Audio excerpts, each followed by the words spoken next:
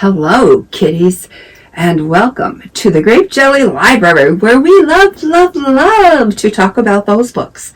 Today, we are going to talk about books, but not reviews.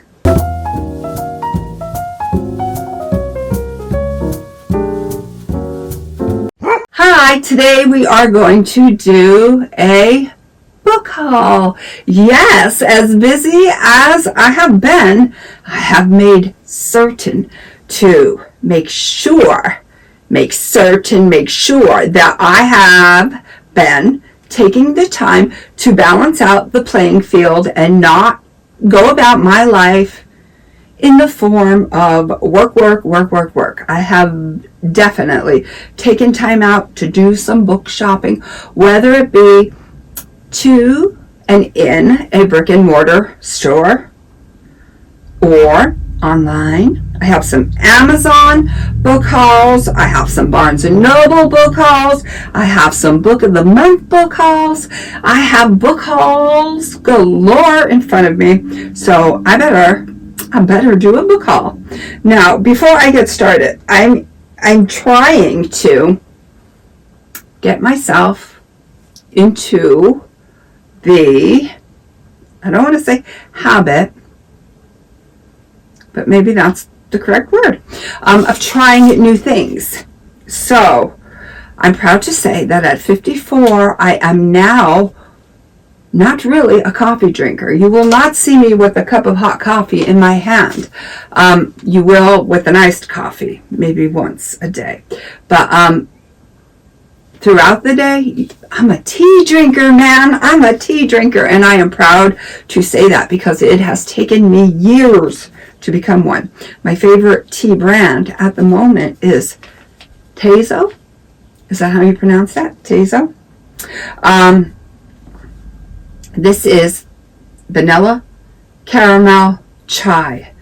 Flavor with other natural flavor. Delight in black tea, cinnamon, sweet vanilla, caramel, and chai spices. And the caffeine level is 3 out of 5. Normally, I am drinking Tazo Macaron. I think it's vanilla Macaron with a splash of Chobani vanilla in there. That's my jam at the current moment.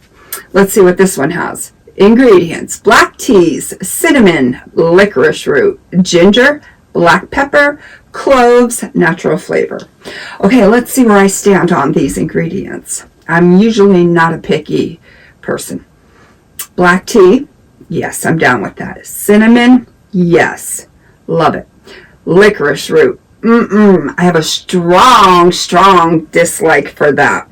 Ginger, I'm on the fence. Black pepper, love it. Cloves, I'm pretty all right with that one. So, I have not tried this before. I was in the mood for a tea. I have not had a tea yet today, and it is probably going towards 4 p.m. So I thought, let me make a tea. So this is going to be the first time that I'm trying it. I don't know how I'm going to do with that black licorice. Bottoms up. No, definitely not bottoms up. I'm not going to be finishing this one. I can taste licorice, but I think that the clove is helping to aid my dislike of the flavor of the licorice. Okay, I can say I would probably drink this around Christmas time and it would be refreshing. So maybe throughout the month of December I would drink this, but for me I probably would not be drinking it any other time. Yeah, it's okay. It's okay. That flavor. That brand is the bomb. That flavor for me, it's okay.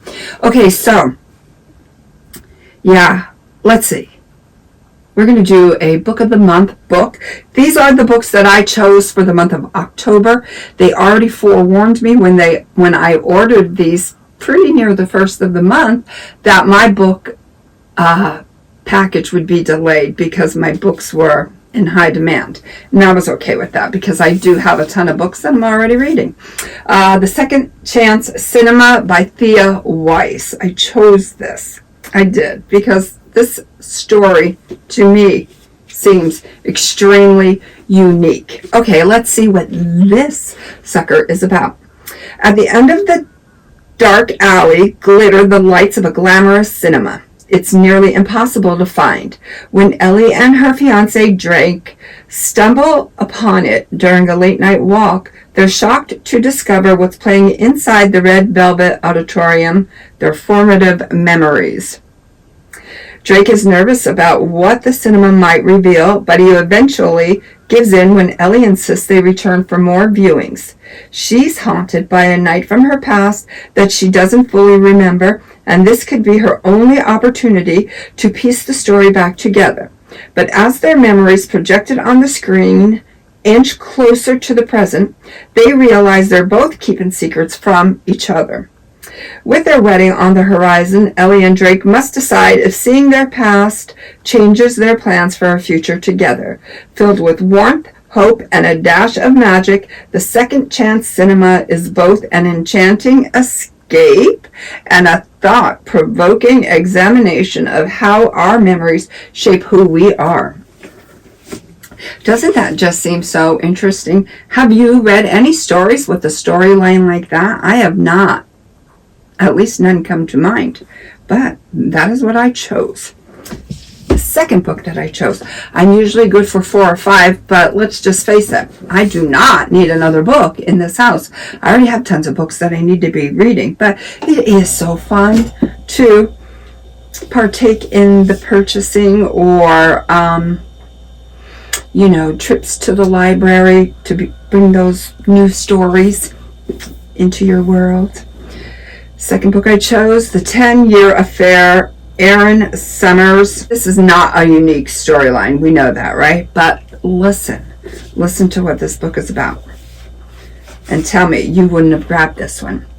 When Cora meets Sam at a baby group in their small town, the chemistry between them is undeniable. Both are happily married young parents with 2 kids, and neither sees themselves as the type to engage in an affair. Yet their connection grows stronger, and as their lives continue to intertwine, the romantic tension between them becomes all-consuming until their worlds unravel into 2 parallel timelines. In one, they pursue their feelings. In the other, they resist. As reality splits the everyday details of Cora's life, her depressing marketing job, her husband's obsession with podcasts about the history of rope, gain fresh perspective. The intersecting and diverging timelines blur the boundaries of reality and fantasy, questioning what might have been and what truly matters. The 10-Year Affair is a witty, emotionally charged exploration of marriage, family life, and the roads not taken that ultimately asks, do we really want our fantasies to come true? So they are the 2 books that I have chosen. I probably won't get to this book anytime soon, but I would definitely like to get to that Second Chance Cinema book. But I'm curating my November books, and I do like to partake in the different seasons, holidays. So I always make sure to read at least one book that ties in with, whatever that month has to offer, and I'm very excited to read a book in November. I can't wait to tell you about it, or at least show you what I'm going to read. Until we meet again, I have to say this. I could say be well, be good, be reading. I want to, but I have a new practice that I have been doing lately, and it is before I go to bed, I say to myself, something wonderful is going to happen to me tomorrow. And then when I wake up in the morning, I say to myself, something wonderful is going to happen to me today. And to give you an example, yesterday I said it, and 3 wonderful things happened to me. The elderly homeless kitty that I have been so worried about has found a forever cozy home. So that takes a load off of my mind, because truthfully, I was going to scoop her up if it got any colder and bring her home against, my husband's wishes. We do already have 3 cats and a dog, which doesn't matter to me, because at one time, can you believe I had 5 cats and 3 dogs? Woohoo! Go me! You have to take care of those animals. Anyways, she found her forever home, and so that was a wonderful thing. And another wonderful thing that happened to me, I ordered a whole bunch of stickers and stuff, and my package came yesterday, so I was excited to get that. And the third wonderful thing that happened to me yesterday is an issue that I found upsetting resolved itself in my favor. So 3 wonderful things that happened, and today,